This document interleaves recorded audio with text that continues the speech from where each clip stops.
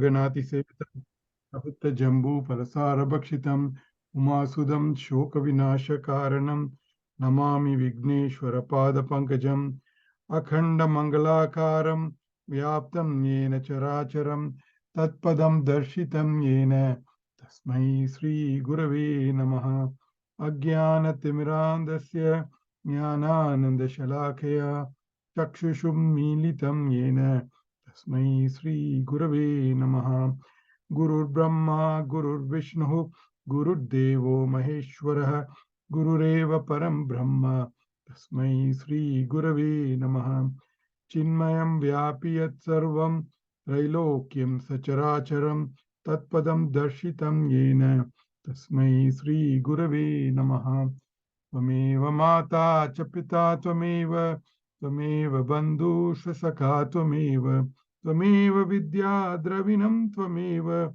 Tvameva Sarvam Mama Deva Deva Tvameva Sarvam Guru Deva Deva Om Sahana Vavatu Sahanau Bhunaktu Sahaviryam Karavavahai Tejasvinavadhitamastu ma vidvishavahai Om Shanti Shanti Shanti Hari Om Sri Gurubhyo Namaha Hari Om. So before we start the class, I just want to let you know that next week we have the pravachan at the ashram. So I won't be able to attend, and I invite all of you, if possible, to come to the ashram. I'm also thinking that the week of the 17th is Navaratri. I know women are very busy those times. Maybe Balaji Garu, you can follow up and see if we need to have a class that week, or we'll do it the week after. Yeah, sure. Because if people, I know there's a lot of social activity at that time, people coming home and all that. So some people might not be able to join. Yeah. So we look at it that way. So ideally, the next class will be either the 17th or the 24th, and we will decide it. Please look at your WhatsApp and we'll decide. Sure. Having said that, just a quick summary of what we are doing. Because it's been a long break, I thought we will revise what we have covered. So we are just kind of reading the shloka and reading the meaning of the shloka, and then I'm just kind of highlighting the key concepts. So far we have covered the first 9 chapters. And the 9 chapters are essentially covering 2 aspects. The first one was covering the Twampada, that is, who am I, the microcosm. And from 6 to 9, he was covering the Tatpada. And then over the rest of the book, later on, he will talk about the Asipada, that is, that both of them are the same. Right now, he's just introducing these 2 concepts. From verse 10 onwards, he will get into, remember, what are we trying to solve here? We are trying to solve the equation, who am I, right? We go with our assumption that we are either the Shariras or the Panchakoshas. And what he's trying to come back and highlight to us is that you are not any one of those, right? So the next couple of verses, maybe 10 to 12 verses, he's going to talk about what we are not, so that you understand what is it that we normally mistake ourselves to be, and actually that's not who we are. So the next 3 verses, I think, are 3 or 4 talks about the Shariram. That is 3 different types of Shariram. Then we'll go into Panchakoshas, and we will get into that in a lot more detail. But before we go there, I wanted to stop here and see if people have any questions for what we covered in the last class, and then move forward. One quick question.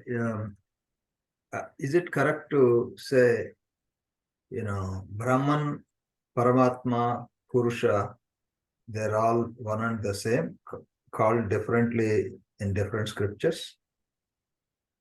The Purusha is slightly different, but Brahman and the Paramatma are the same. They are, depending on the context, they change.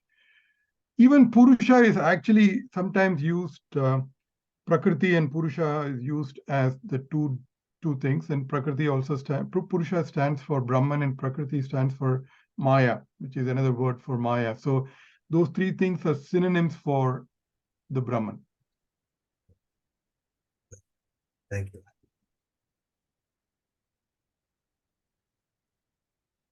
So people who joined late, I think given the spare attendance, we just thought we'll just do a Q&A session, and we'll close the class because otherwise a lot of people will miss out the revision that we are doing. And hopefully in 2 weeks, everybody who's gone to India will come back, and we can come closer to our full strength. I don't know whether we'll come to the full strength, but if we can come at least halfway there, that'll be a good start. One more question. See, even the most elevated people like Ramakrishna Paramahamsa, Ramana Maharshi, those type of people also always said, the Ishvara, Paramatma is who is actually guiding us. But what happens once we study about Atma, and once the ignorance is gone, we become equal to our Paramatma. So how do we, actually for those people who are fully realized, what is the need of, again, being in the bhakti of Paramatma? I mean, we understand because we tend to fall back always. So for us, it is inevitable. I was always wondering at that stage why they need it. The people who have realized still have to live in this world because they all have a body, mind, and intellect. And that body, mind, intellect is governed by your prarabdha. Your prarabdha determines when you're coming into this world and when you will go out of the world. So as long as they're in this world, in that body, they will have to pray to Ishvara. Ishvara is nothing but the Brahman and the Maya put together, right? That is Ishvara. We have Ishvara for each loka that we live in. And when Pralaya comes, that loka is dissolved, and then a new yuga comes in, right? We had the Dwapara Yuga, Kali Yuga, a bunch of yugas that we go through. In that yuga, the God who is controlling all the activities, the karma phaladata, somebody who monitors your karma and gives you the appropriate rewards or punishment, is Ishvara.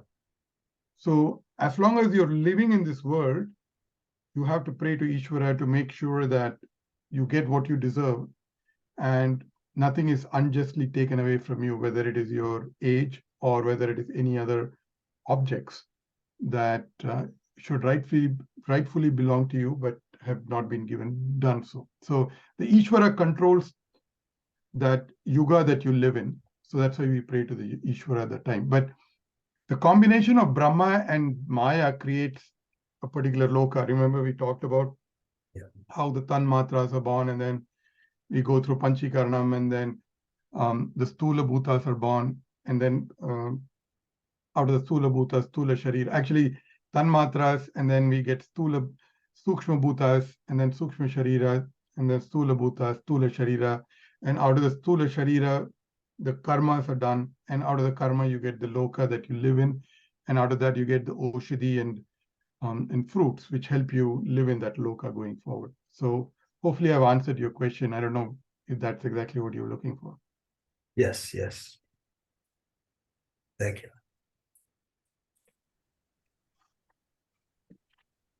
Yes, Ranjani ji, you have a question. I can see you want to ask something. But unfortunately, we can't hear you. So maybe you want to just type it in.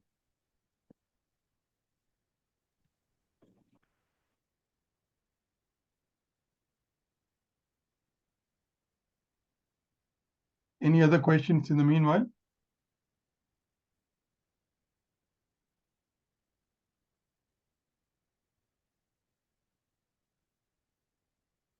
The quiet group. I hope I'm audible now. Yeah, I think I can hear you. Yeah, but there's some echo, but try the best you can. So, sir, this is about Nidhi Dhyasam. I know you Okay. have told us a lot about it. Definitely, it needs discipline, is something I've understood, and also a yearning. But apart from that, just so that we do justice to this Nidhi Dhyasam, what else we can do, sir? No, I think the main thing that you want to get out of Nidhi Dhyasanam is the nishta in this knowledge. right? You don't have conviction in this knowledge. It is like an intellectual exercise for you. So when you do Nididhyasanam, you are essentially forgetting that you are the body, mind, intellect. And when you forget your body, mind, intellect, all the roles that you're fulfilling in this world also disappears, right? The roles belong to the body, mind, intellect. You're no longer the mother or the wife or the sister of somebody. You are the spirit that is having this body, mind, intellect. Just for that Nididhyasanam portion, the meditation portion, you have to take on that role. You have to kind of remember, they talk about, when even in the management lectures you go, they say that you have to envision what you want to happen, right? You have to create the scenario that you're going to win or you're going to do a successful presentation, and that itself will breed positive vibes and help you do the project successfully. So the Nididhyasanam is an exercise, and that has to be done after reflection. So don't just do Nididhyasanam right at the beginning, right? So do the Shravanam and do the reflection to make sure your doubts are taken care of.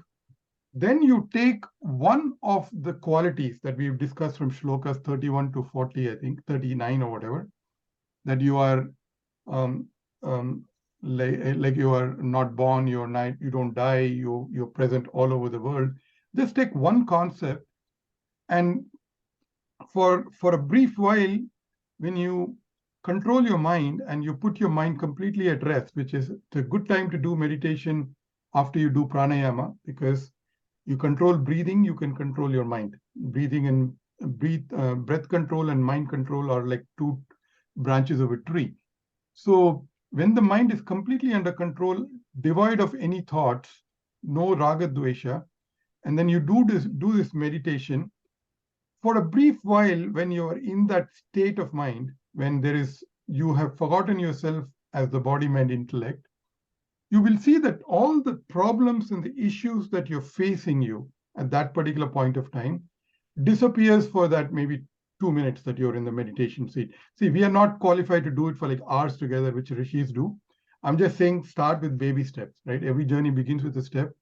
Start with a minute or two, where you can sit with your mind totally under control and you are totally removed yourself from the world, saying that you are playing this role. You are actually the Paramatman, which is taken over this body, mind, intellect.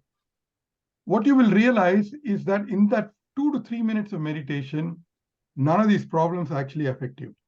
You come out with a sense of contentment, pleasure, relaxation, and you have to do vicharam after that to see, obviously, the problems that I have is not associated with the spirit that who I am, but it is associated with the body, mind, intellect, which creates the ahankara, right? We talked about how that when the consciousness reflects on the mind, the ahankara is created. So it's another way for you to actually slowly but surely gain conviction in this knowledge.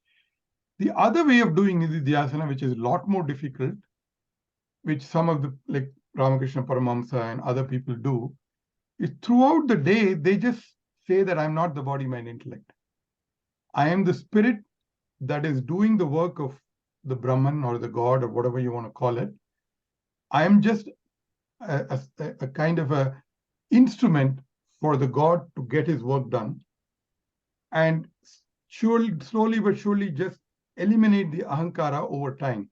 Because the problem that we have is, remember we talked about this thing about the sheep and the lion, a cub, right? You need to repeat it multiple times, because this knowledge that I'm the body, mind, intellect has been ingrained into us for multiple births and deaths. You don't even know how many lives you've had prior to having this particular life. So just by telling you once that you are not the body, mind, intellect, you are the Brahman, it's not going to sink in, right? That is called Viparita Bhavana, right? And I'm sure all of you have experienced it. Right. And you've also said it to me that, oh, once I'm in the class, I'm convinced, but then I shut the Zoom down, all this thought that I'm the Brahman goes away and I take on the body, mind, intellect role. So this is a question of continuously repeating the thought And there are other ways you can do meditation also. What meditation actually is to, our entire 24 hours that we have in a day, we spent it on the transactional level, right? And unfortunately, we have been brainwashed into saying that if you are efficient, you will always do everything, and then you will always do all the transactions that are away that you have to do. And that never gets done because throughout the day you're busy. We are never told that the transactional is not reality. The reality is your paramarthic level, that's the spiritual role that you have within you, because every one of us has two roles. One has a spiritual role, the other one is the transactional role. The other way to do this is, Swamiji used to say, and I think the basic question that everybody tells me when I say that is that I don't have time for meditation. I'm just absolutely busy. This is another thing that you're adding to my daily routine. I don't think I can do it. Swamiji used to give us this idea that all of us can spare 15, 20 minutes of our day, right? When you're commuting in a car, or in my case, I take the train, that half an hour to 45 minutes can be used for this purpose. You can actually listen to a lecture by Swamiji, or you can listen to some shloka, and that ought to trigger the fact that the body, mind, intellect is a temporary role that you're playing. Your real thing is a spiritual role. So what meditation actually is supposed to help you do is slowly but surely get you moving away from the thought that you're the body, mind, intellect to the thought that you are the spirit.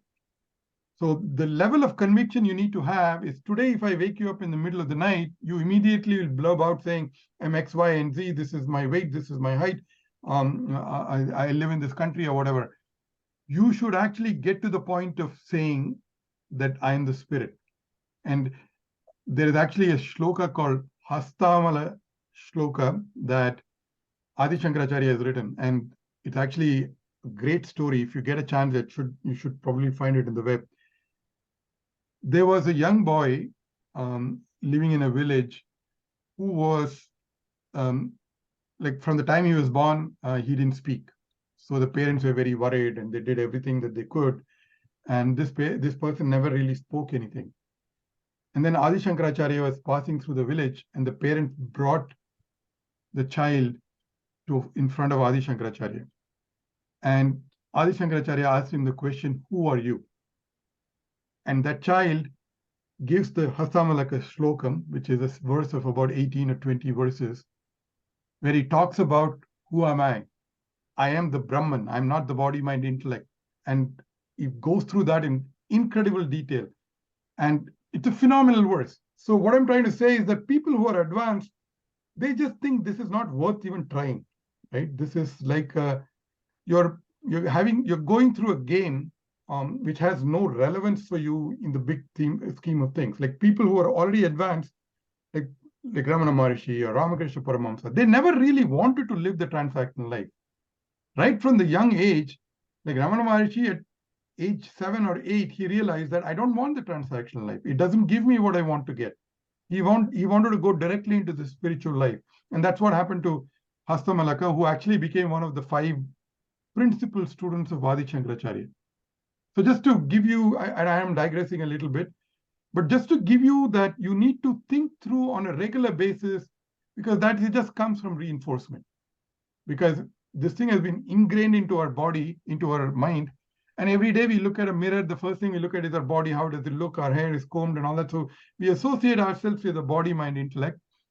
Slowly but surely, we need to wean ourselves away from that concept and get the other thing drilled in and gain the conviction in it, which is what Nididhyasanam is supposed to do. Thank you, sir. So having explained that, just one thing came to my mind. The second portion that you said, that we have to constantly tell ourselves that we are not this body. So just now we had this Ganesh Navratri, and we have in our house a practice that Atharva Shirsham we say 21 times, if possible every day or at least on weekends. So I think this time when we were reading those words, I was able to, just relate them, like Tameva Kalam Kartasi, Tameva Kalam Dhartasi, Tameva Sarvam Khalidam Brahmasi.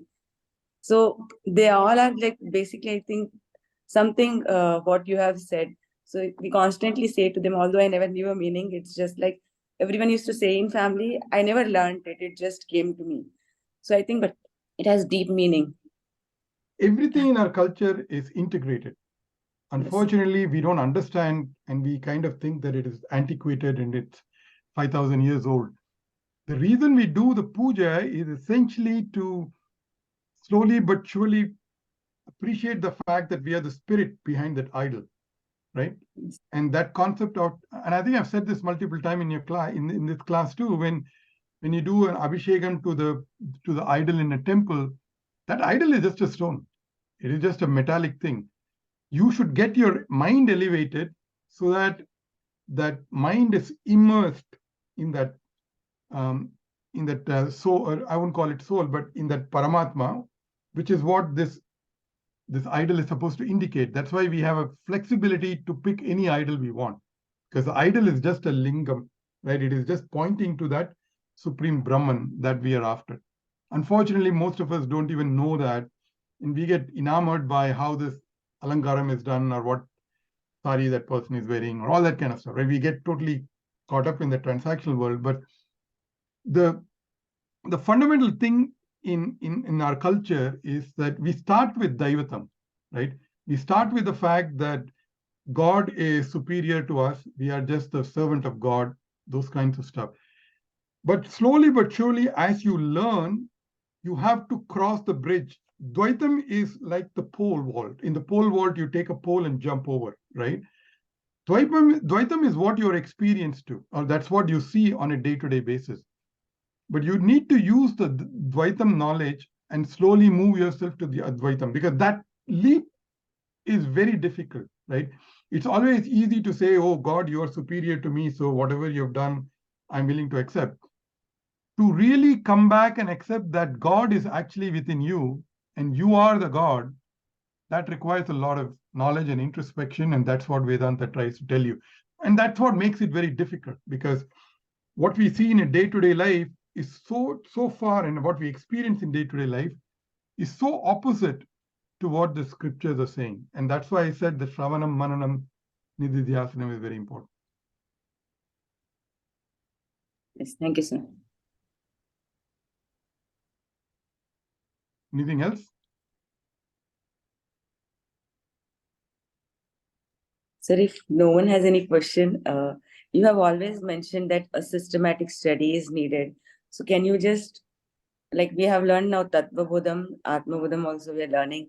So what else, I mean, is there a proper sequence that need to follow? Or, like even you mentioned about a book in Maharashtra, I think Balaji Garu has mentioned, who has got this Brahma Jnana. There was a book which you had. Did you recollect that, sir? I was always trying to look, I couldn't find that. And what systematic like sequence of books we should study further, sir? I think the best thing to do next for you people, you've gone through 2 of the basic texts, is to study Gita in a great detail, right? Look at every single shloka, try to understand what it is saying, because Gita is, I would think, is like it's a manual of how to live life in this world, and it kind of gives you all the things in the Upanishads. Upanishads are a little bit more esoteric and a little bit more scholarly, and they'll just give you the topic and they won't really explain it, whereas Lord Krishna has taken the steps to explain all these concepts in great detail. And that would be a great opportunity. That's 18 chapters, about 700 shlokas. And I think it also is in a format that you can easily understand. I would definitely highly encourage that because you got a lot of the concepts. By the time you finish Atma Bodha, you will get most of these concepts. I would highly encourage that you join a Gita class. All Chinmaya missions have. In fact, if you go to the Chinmaya Vrindavan channel on YouTube, or Chinmaya channel on YouTube, there is Gurudev's lectures on Gita, Gurudev's lectures on Viveka Chudamani, which will be a great opportunity for you to learn. Because at some point, this is something that you have to do on your own, right? This is not like the guru can guide you, but at the end of the day, it's your own personal journey. Your spouse cannot do it for you. Your children cannot do it for you. You have to do this yourself. Just like if you're sick, nobody can take the medicine You have to take the medicine to get well, right? So this is a personal journey that you're in. And if you're interested, I think that I would suggest that to be the next logical step. That's how we have it in Chinmaya Mission too. We have the Vedanta things broken into 3 sections. We have what we call preliminary Vedanta or basic Vedanta, which is where to do the Prakarana Granthas. So we'll do Atma Bodha, Tattva Bodha. We can do Bhajagovindam, which is another Prakarana Grantha, which is another phenomenal text written by Adi Shankaracharya. The intermediate is when we tell people, if you're interested and if you've done a couple of these books, you can go to Gita.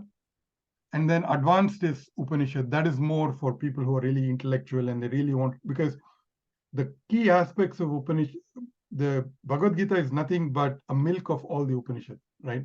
It has taken something, Katha Upanishad, Mundaka Upanishad, put everything together for you. So if you really want to go and see where the source of the information came from, then you read, that's more, if you spend enough time in Gita, understood the Gita, studying Gita itself will take you multiple years. It's not an easy thing. The recitation is important. I don't disagree. What Balaji Garu did is remarkable.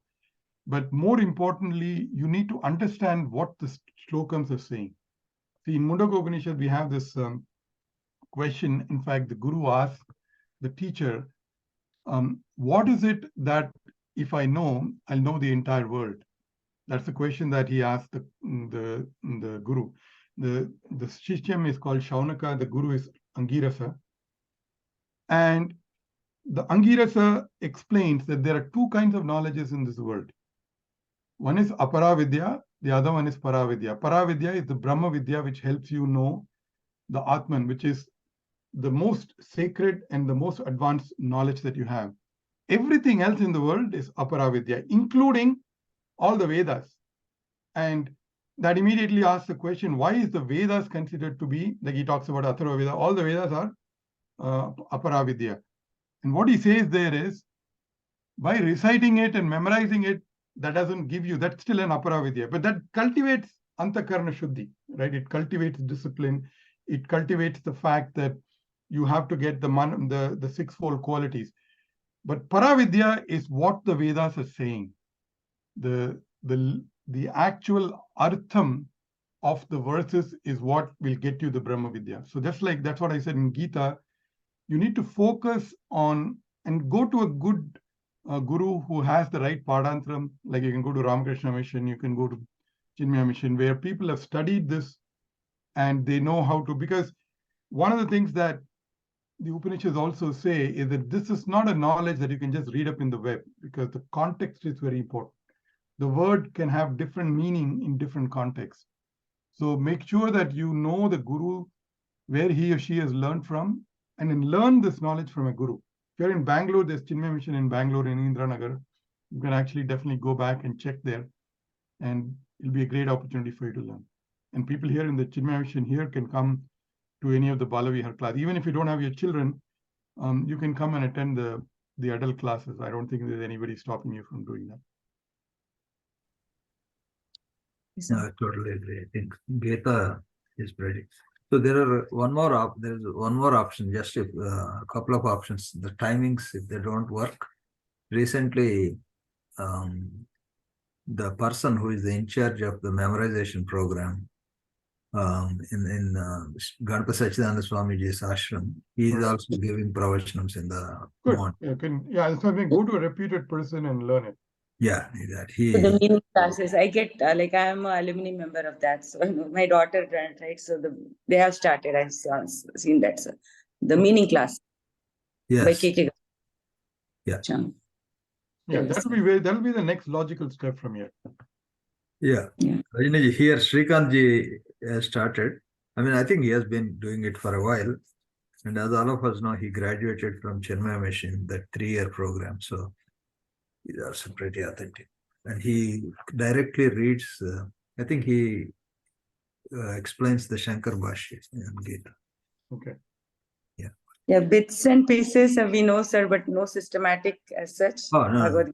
I think we have to spend time. Last time when we did with Varaprasad, of course, he follows Vishishta. Yeah. It took 2.5 years for us to complete one It takes cycle. time. It takes definitely Yes. time. And I was there, sir, but yeah, I couldn't. yeah, you were there. Yes, yes. Yeah, it takes time. We have to be prepared for at least 2 to 3. So that's why if somebody is just starting, jump on that opportunity, because it's not very often somebody starts, because it takes I'll- 2.5 years. So somebody starting, then use that as the opportunity to learn. I think that would be my recommendation. Sure. Thank you, sir. Anything else? All right, we'll give more time to think more questions, so we'll stop right here. So thanks for coming. Thank you. Om Purnamada Purnamidam Purnat Purnamudachyate Purnasya Purnamadaya Purnameva Vashishyate. Om Shanti Shanti Shanti. Hari Om Sri Gurubhyo Namaha. Hari Om. Thank you. Hari. So we will start either on the 17th or the 24th. I think Balaji Garu will keep you posted. Yeah, sure, Ravi. Okay. All of you have a great time. We'll see you soon. Namaste. Bye now. Have a Thank you. good night. Thank you, Hariji. Thank you, Balaji. No problem. Thank you.